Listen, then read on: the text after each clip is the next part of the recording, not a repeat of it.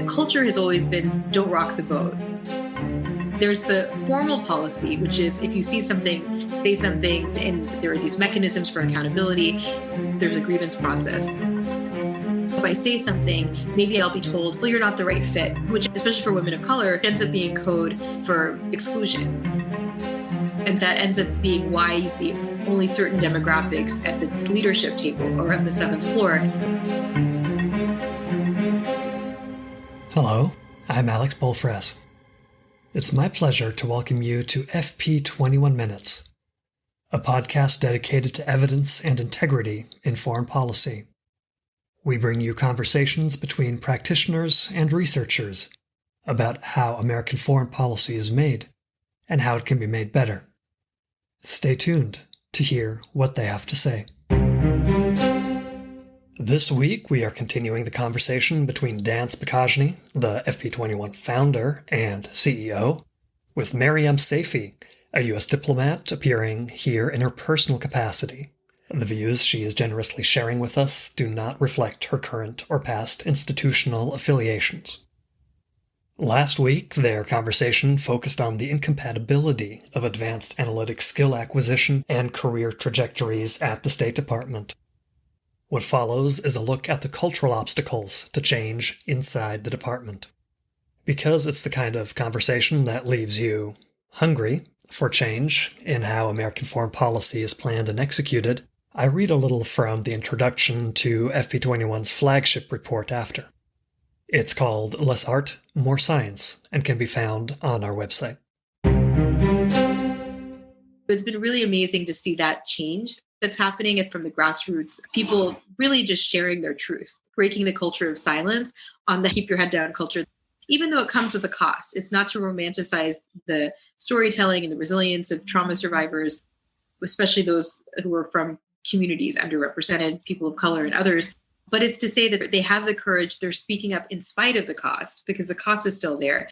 And then you have leadership that's also encouraging it, right? So you have Secretary Blinken, you have the president, himself, Biden, you have Susan Rice, you have all these figures within the administration on the domestic and in the global policy front that are saying we need to look at attrition. And they're framing diversity as a national security imperative.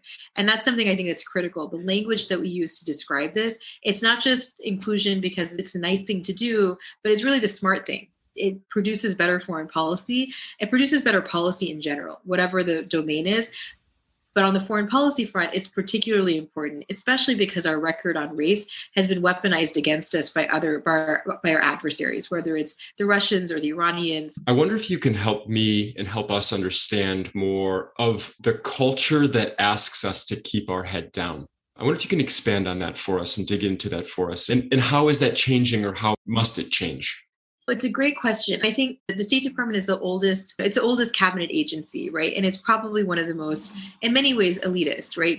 So this predates the last 4 years. People talk a lot about the last 4 years, but really these issues go back decades and these disparities go back decades. The culture has always been don't rock the boat. And we talked about that. And I think there's the formal policy, which is if you see something, say something, and there are these mechanisms for accountability and all of this, and in terms of on paper, we're in the right, everything's unwritten rules that we are close to perfect. But the culture is the issue. There's a grievance process. Yes, there could be accountability if you exercise these mechanisms, but that these mechanisms are not necessarily wired in a way that can produce justice. And also, if I say something, maybe I won't get the assignment that I want, or maybe I'll be told, well, you're not the right fit, which ends up being code, especially for women of color, is code for exclusion. And so that ends up being why you start to see only certain demographics at the leadership table or on the seventh floor. And so because of what we see as the cost, there's even more of a fear of actually saying anything, because already you're set up you work 10 times harder to get half as far. If you're a woman of color, if you have a disability, or if you have there's some barrier, right? In terms of what I call, and what we, in the report actually for the Truman Center, we characterize the State Department as a caste system. And so part of the storytelling and the speaking truth to power is to inject more equity into this system, this hierarchy, and to help dismantle the caste system. I wonder if you can tell us a little bit more about, you mentioned this term of corridor reputation. Yeah. What does that mean? It's another part of the informal language, right, of the department. There's the formal policy and then the informal culture. And so I would say the corridor reputation is to say, be an upstanding citizen. But what ends up happening is that to say, if something bad happens and if you say something, then your corridor reputation, which is, it can also be weaponized against people of color and women and others groups that are vulnerable. I guess the definition of it is like your social capital in the building, it will be eviscerated potentially. So if you file a grievance, what about your corridor reputation? So that language, it's almost triggering to even hear the two words together because I find it to be so toxic in many ways. And so how do we create a language where we celebrate people who are speaking truth to power, who are courageous, the people in our history like Allison Palmer, right, who pushed for gender equality and to remove systemic barriers. Those are the people we should be celebrating because they're opening the doors for others. Instead, what we do is we punish them, we marginalize them, we push them out. This speaks to our conception of what it means to be an expert.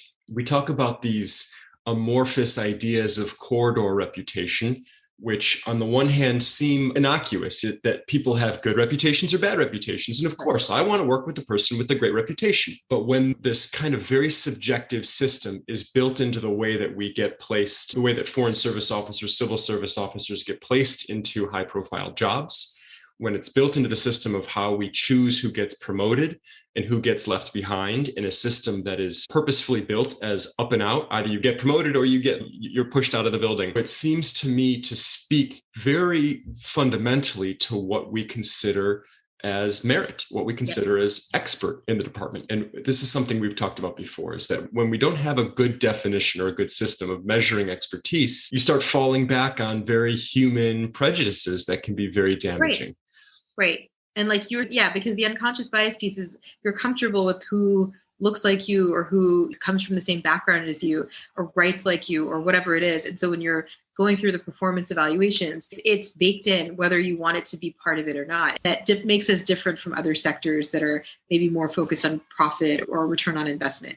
For us, it's about the service. And that's great, but it also leads again to burnout because if the people who are the closest to the pain are the ones volunteering to solve the problems of racial injustice, systemic 400 years of systemic racism. If you're going to ask now a junior officer on Black History Month to then share Tiana Spears, let's say, to share her trauma, that takes an even greater toll on the person, and they're doing it outside their daily job functions, and there might be a cost to that down the road in terms of their professional career, because not everyone might be so interested in hearing some of this truth telling.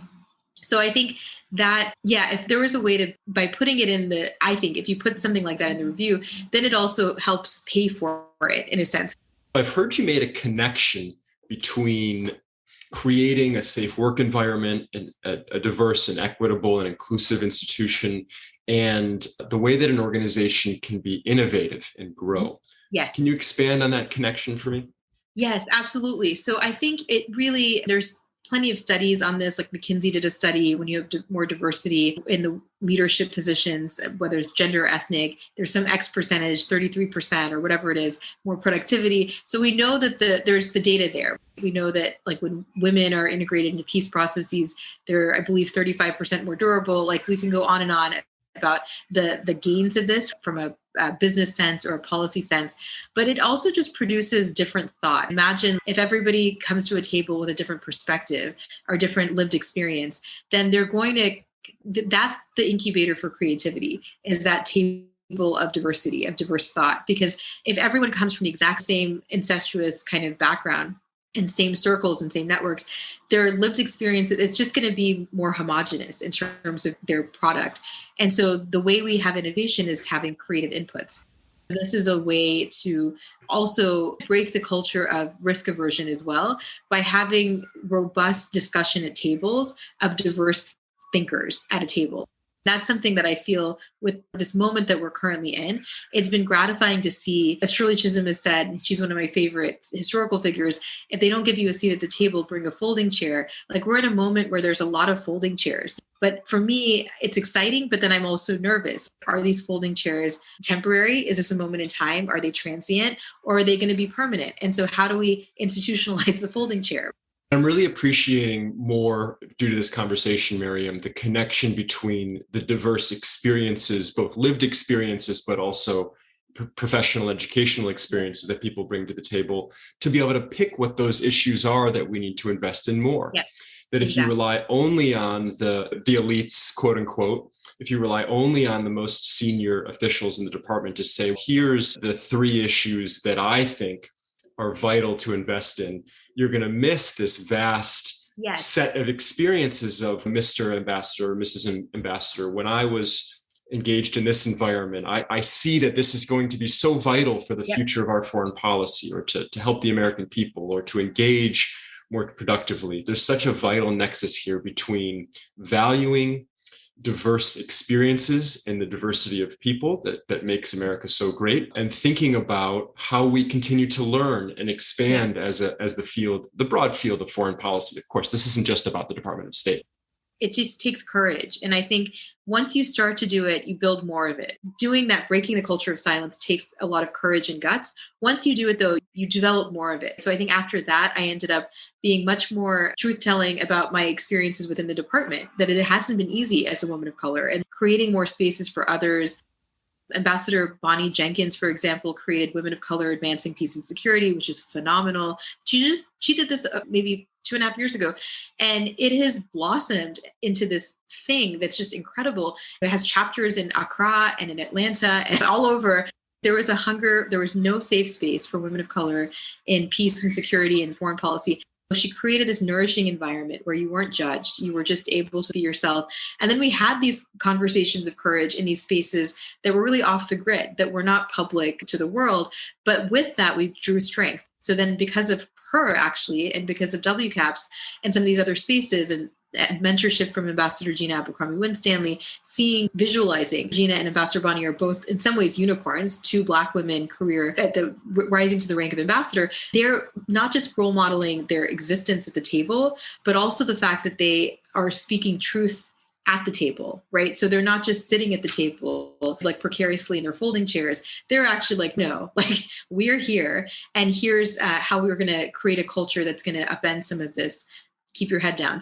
There's a cost, of course, and you have to almost be comfortable with that cost. It's worth it. And again, not to romanticize the resilience part, because I also don't like to set people up for it's all going to be great, the speaker truth and everything. It's just magical afterwards. It's going to suck. It's going to be awful. You'll feel like you're being gaslit.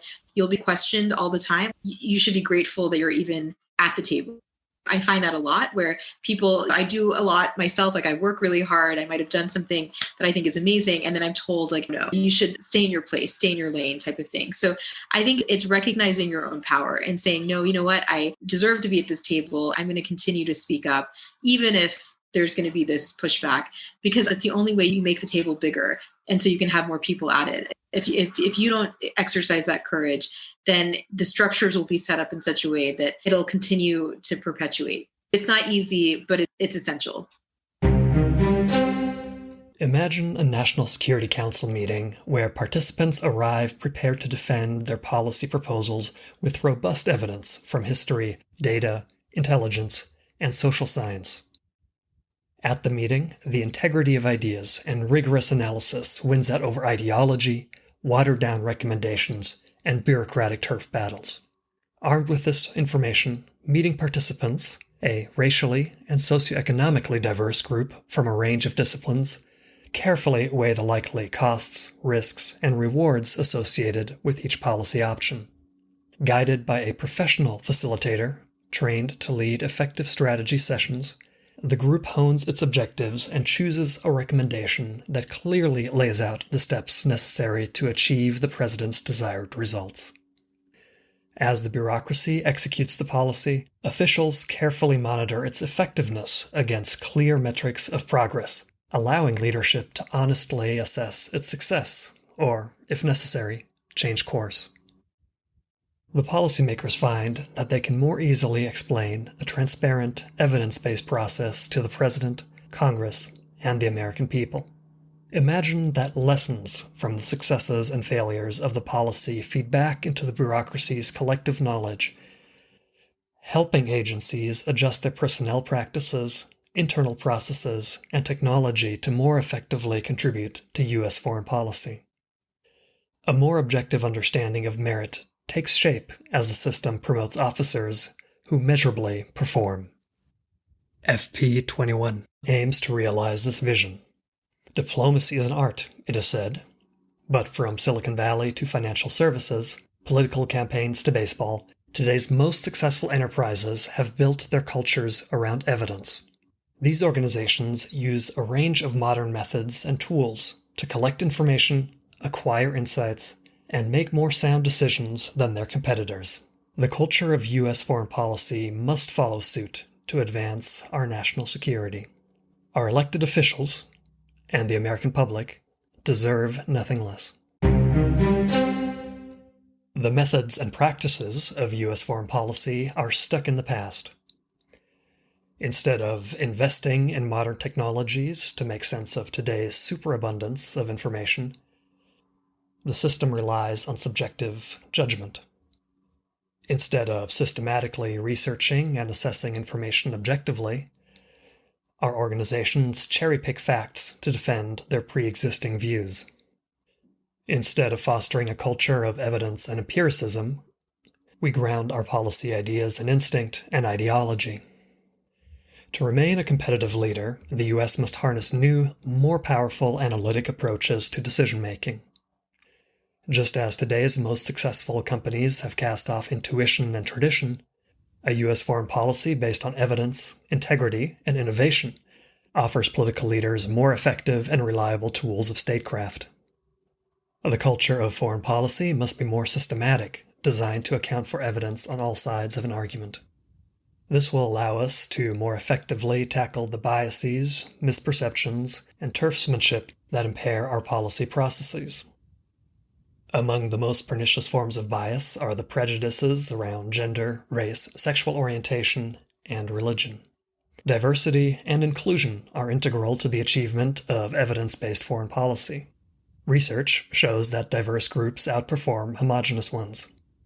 If our country's policies are dominated by only one subsection of our society, we lose out on a vast spectrum of insight necessary to meet our international challenges. The faces of U.S. foreign policy must reflect America's rich diversity of experience, background, race, class, creed, and culture. Objectivity and inclusion go hand in hand. They are inseparable. Relationships, moral judgment, and the politics of our elected leaders will remain as vital to policymaking as languages, subject matter expertise, and history will to our diplomats. Computers cannot replace flesh and blood experts. Human debate and judgment will remain indispensable. Instead, advancing our foreign policy calls for the integration of new insights into existing approaches, be they from data analysis, qualitative approaches, or better knowledge management, to make our policies smarter. Adopting these trusted and user-friendly practices will help foreign policy practitioners achieve better outcomes for the American people. Most of the recommendations in this report apply to the NSC process and the foreign affairs elements of U.S. departments and agencies. Many specifically concern the Department of State, the lead agency of foreign affairs. Rehabilitating the State Department's ability to be a trusted advisor for the President is vital to improving U.S. foreign policy. To reform the broader interagency process, we must empower diplomacy, realigning our national security resources to invest more in statecraft. Today's conversations around rebuilding diplomacy are heavy on substance, but light on details regarding how a weakened institution will achieve such lofty objectives. Simply investing more money and new staff into an old system will not adequately address the weaknesses of our foreign policy. The Biden administration should adopt the suite of reforms outlined in the report to realize a new vision for U.S. foreign policy. That's all we thought you might want to hear this week. If it wasn't, you can file a complaint at podcast@fp21.org. Encouraging comments and ideas for future episodes are, of course, welcome too. The podcast is brought to you by fp21, a nonprofit dedicated to the promotion of evidence and integrity in American foreign policy. You can find out more about the organization, how to get involved, and subscribe to our newsletter on our website at fp21.org.